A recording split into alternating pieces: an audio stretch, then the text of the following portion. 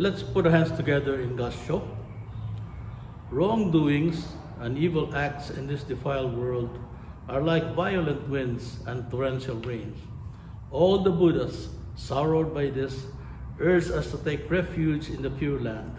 Namo Amida Butsu, Namo Amida Butsu, Namo Amida Butsu. Good morning. Ohayo gozaimasu.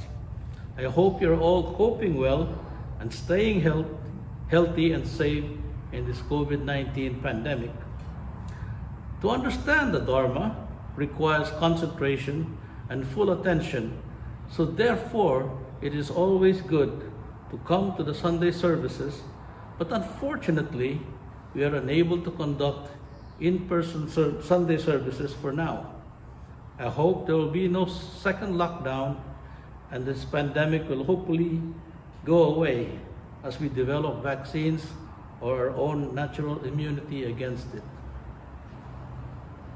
Every day, at the beginning of the day, I open my computer to the local and world news, but I have never made it a habit of fully reading the news or watching it on TV every day. I only glance at it and continue reading if there's something that interests me. Unfortunately, nowadays, there is nothing worthwhile reading in the news anymore.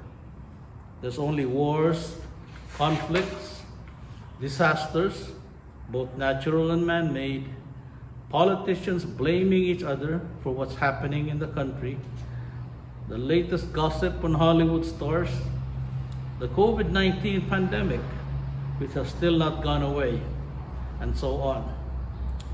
Even the newspapers themselves aren't the same from years ago. There is less pages, the size is smaller, and the paper quality is worse. The only issues of the paper I read is the Sunday issue, and that is not for the news, but so I can read the advertisements, see what's on sale at Don Quixote and Long's, and also the TV guide. Why don't I read the news so much anymore? Because it is really kind of depressing reading what's going on in the world.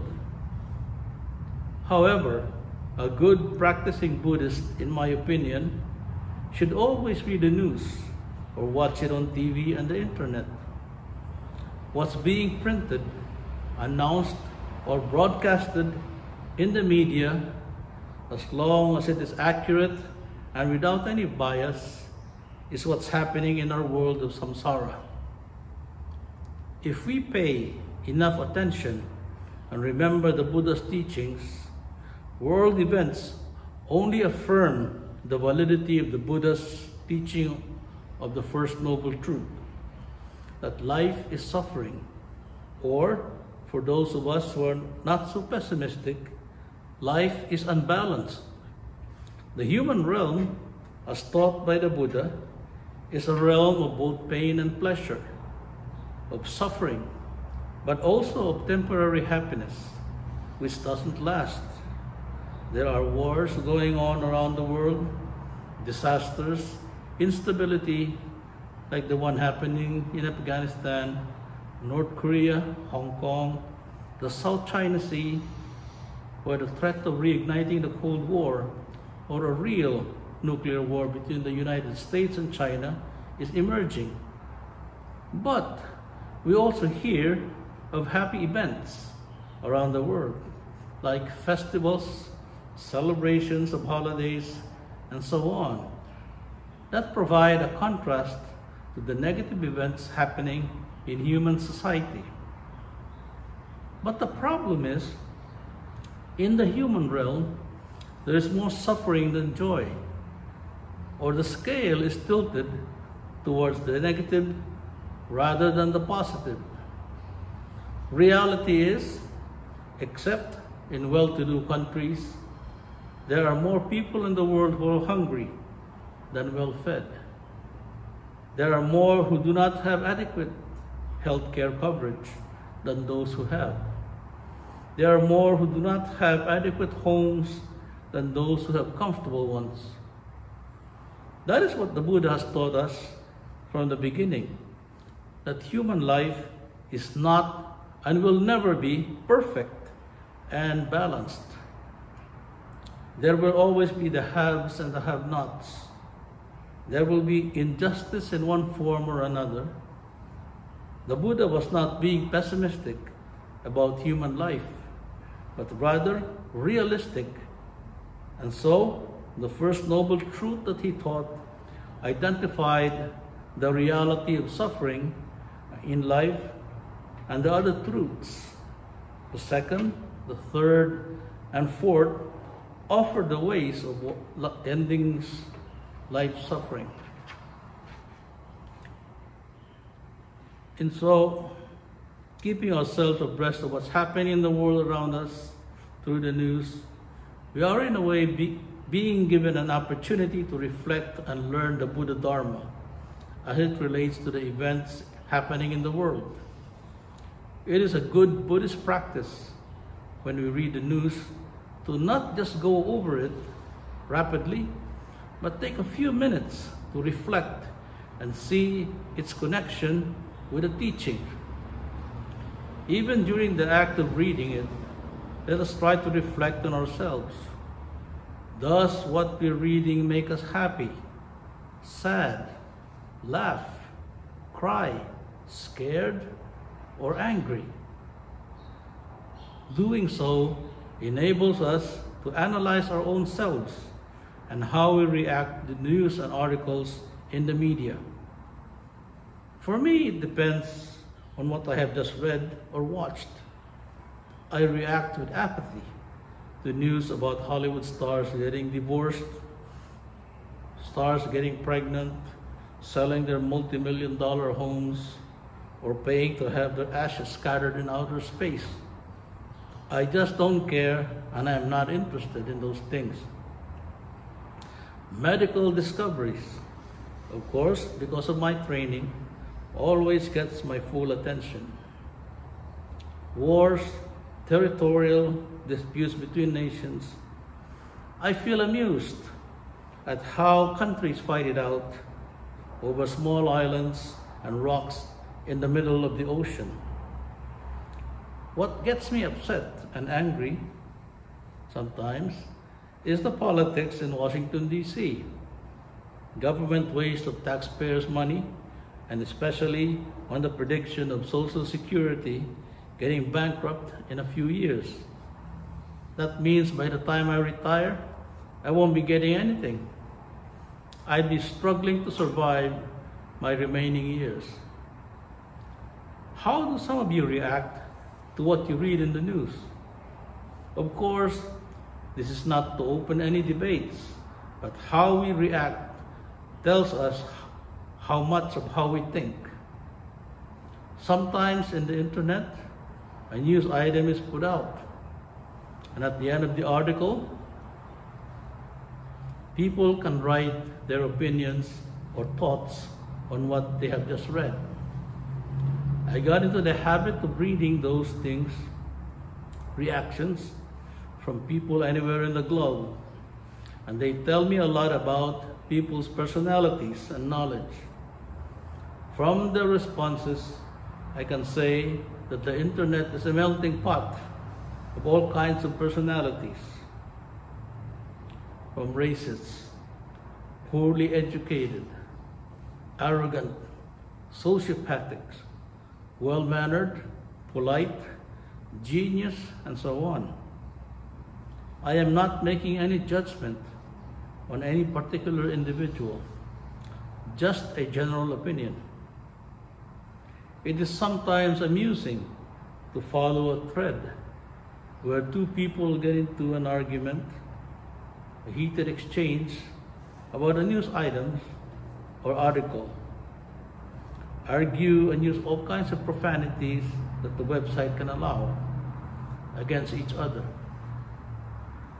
As Buddhists, we all know what the problem is, why these two people are verbally attacking each other. It is not so much whether one side is right and the other wrong, It is more like both their egos are too big. They are actually a representation of a bigger problem among nations. One country dislikes another because of cultural, religious, or differences in values, or one country wants another country's resources. Japan, China, and Korea, for example, are culturally and racially very closely linked, yet they feud over small rocks and islands in the sea surrounding them. So does the Philippines, China, and Vietnam. Wars could start anytime that way. On the other hand, I read in the news too about these same countries sending money or other forms of aid to each other in case of a major disaster like big earthquakes, tsunamis, and typhoons. Again, this tells us that despite disagreements and disputes, Chinese, Japanese, Filipinos, and others are still people and feel that sense of helping other human beings in times of distress. Although there could be ulterior motives behind it, it is very laudable that nations set aside their problems with each other and cooperate when a lot of human lives are lost or threatened, regardless of which country these people are from. If it was a genuine gesture of helping out of sympathy for the victims, this is the side of humanity that Buddhism strives to cultivate, that feeling of true compassion for others.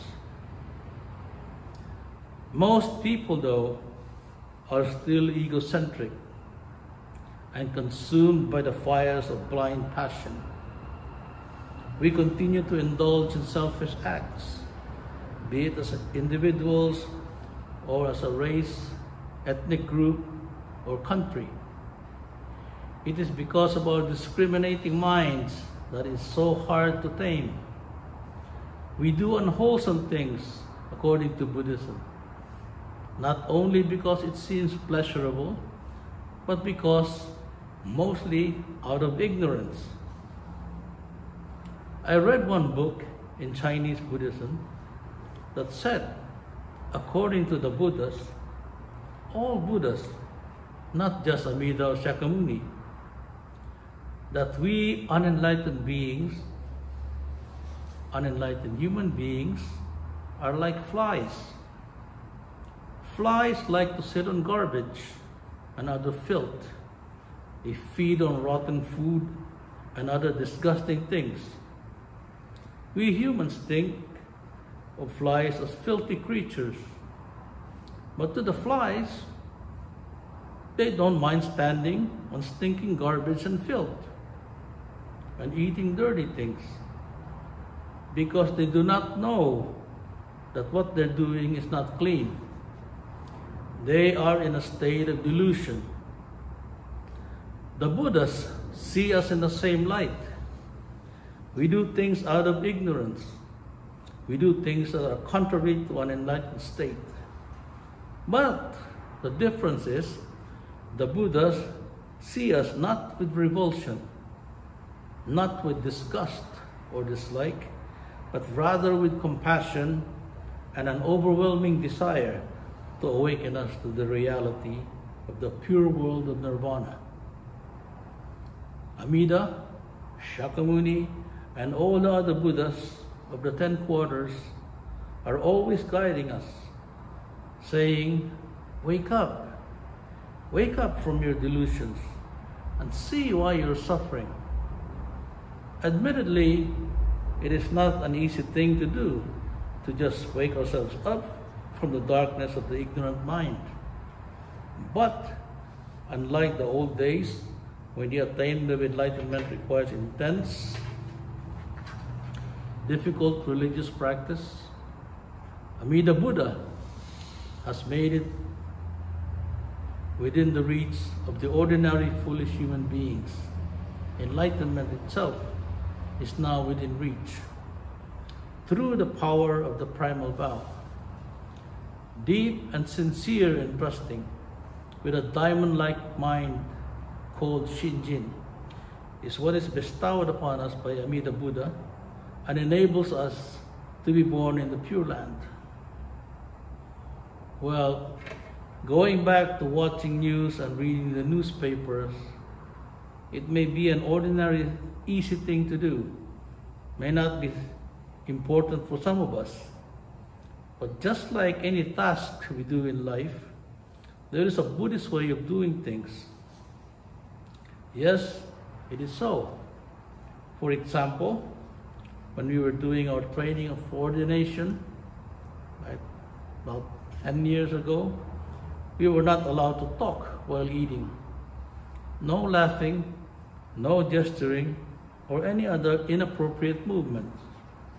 The philosophy behind it being, when you eat, you just eat. You do not read, you do not talk or watch television while eating. It is a training to develop mindfulness. So, when we read the news or watch it on TV, let us try to reflect on it more and tie it with the Buddhist teachings. Reading the news mindfully is educating ourselves to the world around us.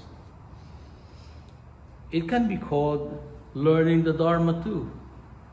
For Dharma is not just the teachings, but life itself is Dharma. As it is happening, that too is Dharma. The news offers us glimpses of human frailties, faults, weaknesses, and moments of enlightenment, of cooperating in times of danger or disaster. We learn about the joys, sorrows, the fears of other people in the world, and viewing them in the light of the Buddha's teaching. Without being judgmental, we can cultivate sensitivity to other people's suffering.